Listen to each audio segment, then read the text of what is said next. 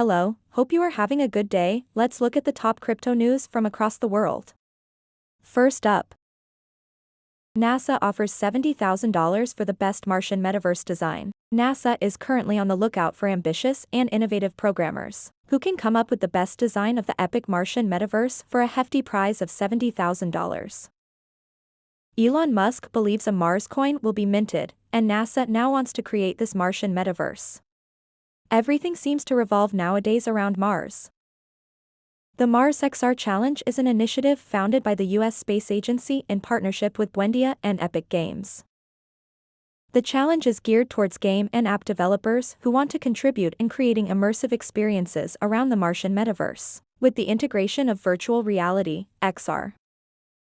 The challenge is for game developers to create new environments and resources intended for the Mars XR Operations Support System, XOSS ecosphere with the integration of Unreal Engine 5 by Epic Games. NASA has published detailed information about Mars for the Martian Day. The information includes weather conditions, color, shades, and 400 square kilometers of visually appealing and realistic terrain that you can find on the red planet. Terra's revival plan 2, here's what we do know. The infamous Terraform Labs co-founder and CEO, Do Kwon, came out of his temporal hiatus on May 16 with what he titled the Terra Ecosystem Revival Plan 2. According to Kwon, the Terra blockchain, as it exists today, would be forked into a new chain. The new chain would be without the kind of algorithmic stablecoin that brought Terra to its knees. He also stated that the old chain would be referred to as the Terra Classic, and the new chain would be named Terra. He noted further that the two chains would have different tokens. The Terra Classic chain would have its token named Luna Classic ALUNC. On the other hand, Terra's chain would be referred to as Luna. Furthermore, Kwon noted that the new token Luna would be airdropped to Luna Classic stackers, Luna Classic holders, residual UST holders, and the essential app developers of Terra Classic. According to him, TFL's, Terraform Labs, wallet would be removed from the whitelist for the airdrop, thus making the new chain, Terra, a fully community-owned chain. He further noted that this would make UST holders help achieve a balance of interest amongst stakeholders, and most importantly, create the most viable path to revive the Terra ecosystem. Commenting on the importance of its developers to the success of its new chain, Kwon noted that a large portion of its token during the proposed distribution would be allocated to providing Terra's developers with an emergency allocation of Luna tokens to fund runway, as well as a pool of tokens earmarked to align the interests of the base layer with its builders. Crypto Fear and Greed Index reaches lowest point in 3 years. A famous fear and greed index by Alternative.me has reached the lowest point since the middle of 2019, as it dropped to the value of 8, which markets have not seen since March 2020. Such a strong drop of an indicator may cause additional fears among investors, but, in fact, it should not be worrisome as it may act as a bottom indicator. Such a strong dive of the indicator was mostly caused by a spike of volatility on Bitcoin, and the 100% drop of Luna altcoin, which had $30 billion in market cap prior to the drop. Extreme fear can actually be considered a sign of an upcoming or already occurred capitulation, since the indicator tracks both sentiment and market metrics to determine the sentiment of traders and crypto investors. The Fear and Greed Index is often used to determine oversold and overbought states on the market, with extreme fear representing the oversold market and extreme greed an overbought market. According to Alternative.me, the index currently measures volatility, market momentum, social media dominance, and trends.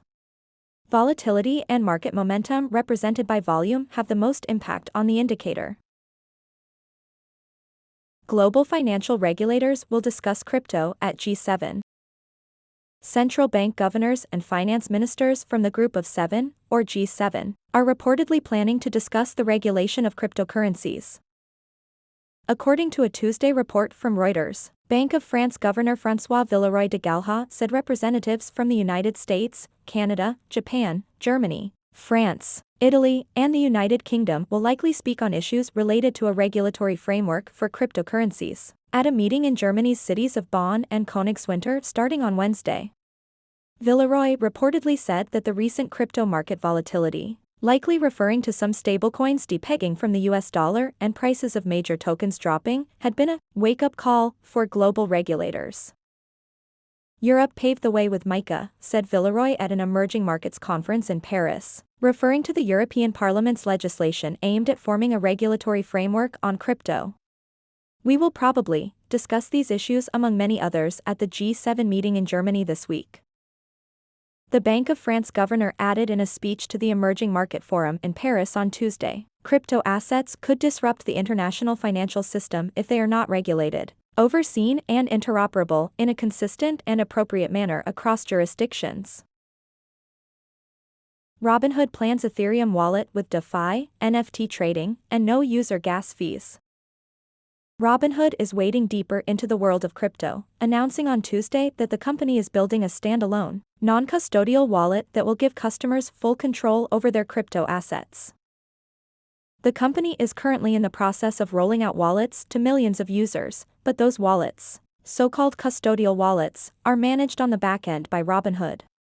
The new product, by contrast, will be akin to Web3, focused products like MetaMask and Coinbase Wallet that give users full control but also require them to manage their own private keys.